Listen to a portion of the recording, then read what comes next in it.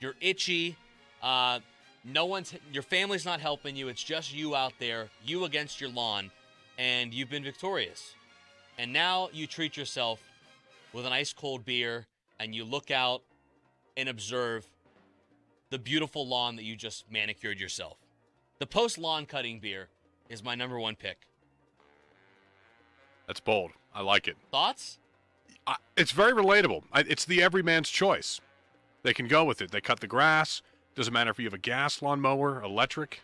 You can adapt to that. You can feel it. It's a versatile beer. I like it. Everyone can get behind that. It's summertime. Yeah. Your first round pick? All right, so one that's near and dear to my heart, and I think a lot of car enthusiasts out there, the Friday night garage beer. Yes. You know, you got some buddies over, maybe waxing the car, maybe doing some work. You pops in the fridge. It's a good time. It's a good social event. That is a great pick. I didn't even have that on my list of eligibles here. It doesn't have to be car related either, just garage beers. Beers in a garage are always a good idea. It's a totally different atmosphere. That's so true. And you're sitting in the chairs. Either you're sitting on coolers, you're sitting on random boxes of storage items, or you're sitting on, the fold-out chairs you would take to a youth football game, but you set them up in your garage. It's comfortable, it's kind, it's friendly. Yeah. It's welcoming. It covers all bases. That is a great pick. That is a great, great pick. All right, I got my next one.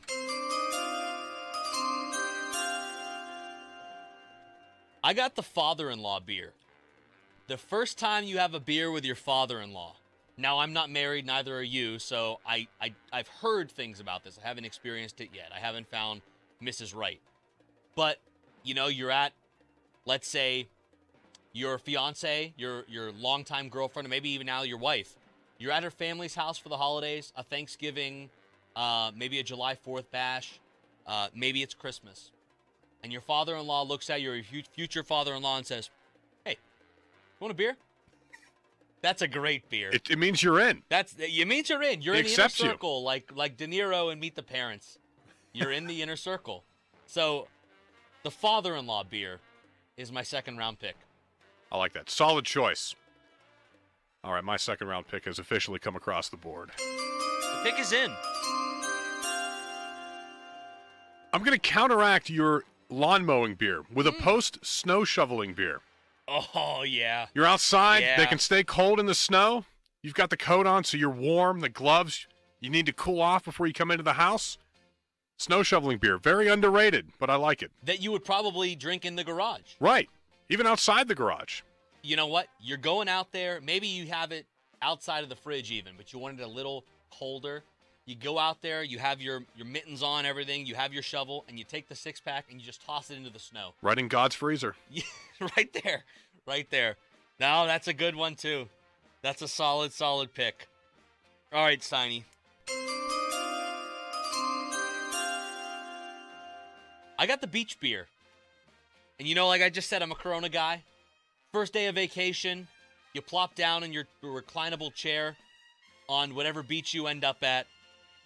Preferably a Corona, a Dos Equis, a Land Shark, or something that's tropical and beach friendly. You crack it open, maybe with a lime in there, and you just look out and realize it's just rest and relaxation for the foreseeable future. You got a beautiful sky, beautiful sand, the ocean in front of you. The beach beer, which I guess could also just be the first vacation beer of the vacation. Is a truly great beer. It is. And a beer that I look outside right now and see, like I got in my car to get here on Saturday morning for my show. It was 1 degree. Not good. I could not think of a more prudent time for a beach beer than right then. You've earned it. Yeah, I think we all have. All right. So I got to go with the campfire beer here. Oh. I like this one. You're with some friends, not a huge group maybe, but 5, maybe 6 people. It's a good atmosphere. Maybe someone brings out a guitar of sorts. Yeah, that could happen. Maybe there are s'mores being shared. Yeah, the Bluetooth speaker there. You got tunes going. What tunes are you listening to? As a little sidebar, what tunes are you indulging in for a campfire? See, it kind of depends on who brings the music. If it were myself, probably some 60s to 80s classic rock. I think the number one song on the playlist that has to go on first, Bob Seger, Night Moves. I like that. Gotta That is a be. great summertime campfire song. Tremendous song. Good call. You got to have a little country in there, too, I think. Some John Denver, maybe. Yes. Mix it up. We're Rocky Mountain High. There you go. Not the other one. No, of course. Hit in West Virginia, open the season. Of course. September 1st, Thursday Night Football. The campfire beer is really good. I haven't been to a good campfire in quite a long time, unfortunately. Yeah, me neither. I got to change that. All right. We're going to do, trash the Mount Rushmore idea. There's too many good beers. We'll do 5. So 2 more rounds, okay? My next beer is the moving beer. And this is as the mover, not the movie, if that makes sense, okay? Your buddy has solicited your assistance to help him move. And he's promised you a 6-pack of beer and a pizza. And, you're done moving someone else's crap for the day. Your back's hurting. You're sweating. You've sustained some sort of injury that workers' comp's not going to cover. And you do it because you love your friend. And he promised you a 6-pack of your favorite beer and a pizza. And you open up the box, you grab a slice, and you crack your beer of choice, the beer that you picked out, your favorite beer. And this one's hits close to home because I'm going to have to supply this for my friends this week. I'm moving on Sunday. And I solicited one of my buddies' help and promised him a 6-pack of beer and a pizza. And so I'm going to be the deliverer of the post-moving beer coming up this weekend.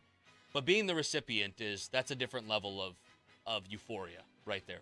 That's a game changer too. That's a big step in a friendship. And then even, you're like, hey, the night is young. You're so tired. You spent the whole day moving up someone else's crap, but then you think, let's break this place in. Keep it going. Let's throw it down. Let's christen the place. Steiny. Round 4. Round 4. I've got to take the post-work beer. Maybe a Friday night, maybe a little Thursday night action if you're into that. Is it a happy hour with the coworkers? I think we're going happy hour. The post-work happy hour beer is a phenomenal choice. It doesn't have. Post-COVID, we can finally get back to that. It's a very fun one to participate in. That is one that I have enjoyed a couple of times recently over the last couple of months, and I got to tell you, there's nothing more rewarding. So enjoyable. And that's when start to break down the social barriers. Yes, the social barriers of awkwardness with your coworkers. You really get to meet people when you have the post-work beer. Anybody you'd like to mention? No. Just in general. Had to ask. I don't know. I had a post-work beer with Jonathan Fisher, our new digital nice managing editor for the websites. Nice. We had a post-work beer a couple of weeks ago, and it was great. You love to see it. It was great. What was your 3rd-round pick? Campfire. Yeah, that's right. I can't believe I forgot such a great choice. All right, final pick. This might be like the Tom Brady of traditional beer picks. Picked late, but it might end up being the GOAT.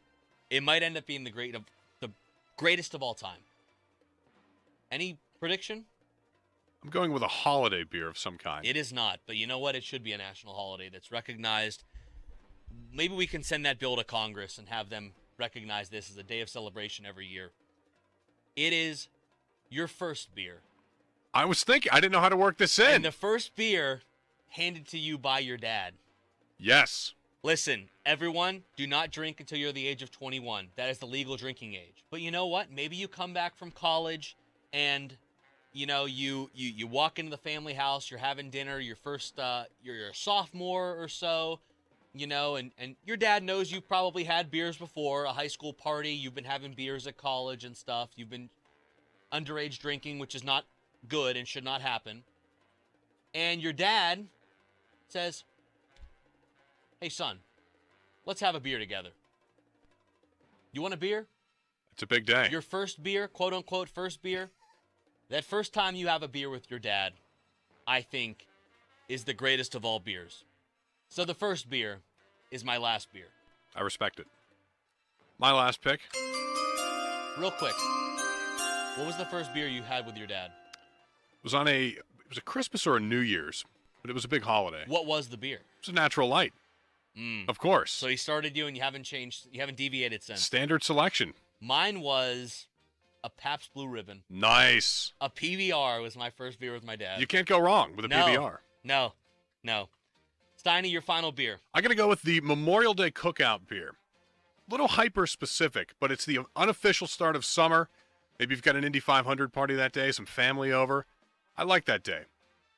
The whole month kind of builds to it. It's hot outside, but not too hot yet. The Memorial Day weekend party beer. That's my final selection. That's a strong one. And you're right. It's starting off the summer. It's like when they are christening a new boat and they're letting it set sail for the first time and they get the bottle and they bang it off. That is the proverbial, bottle off the bow beer. Summer started. Let's go. Time to party. Time to get tan. Let's do it. A very good choice. So to recap, my picks. The post-cutting the grass beer. The father-in-law beer. When your significant other's father asks, do you want a beer for the first time? The beach beer. First beach of vacation, you're sitting there, toes in the sand, and you drink a beer, and it's just the start of a great week wherever you are. Fourth pick, the post-moving beer. That is when your buddy gives you a beer after helping him move that was promised to you, and it's usually your favorite beer, and it goes along with a pizza. Lastly, your first beer, the one you shared with your dad. Steiny went the garage beer. Maybe you're toiling away on the truck, on the car, like I know Steiny likes to spend his Friday nights.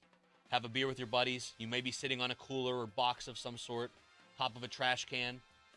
That's a great beer. The post-snow shoveling beer, I guess the antithesis of the post-lawn cutting beer. The campfire beer, a very, very solid choice I didn't think of. The post-work happy hour beer. Break down those social barriers with your coworkers. And lastly, the Memorial Day Cookout beer, starting off the summer with a bang.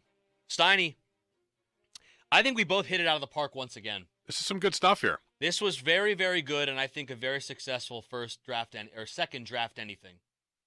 You came with it, man. You brought it. Something I'm very familiar with. You brought it like Joe Burrow in the AFC Championship game. He only did it in the second half, and it ended up getting them the victory. All right, we're going to add this to – I'll tweet it out here in a sec, or maybe we'll tweet it out from the 93.7 The Fan Twitter account. Who do you think won?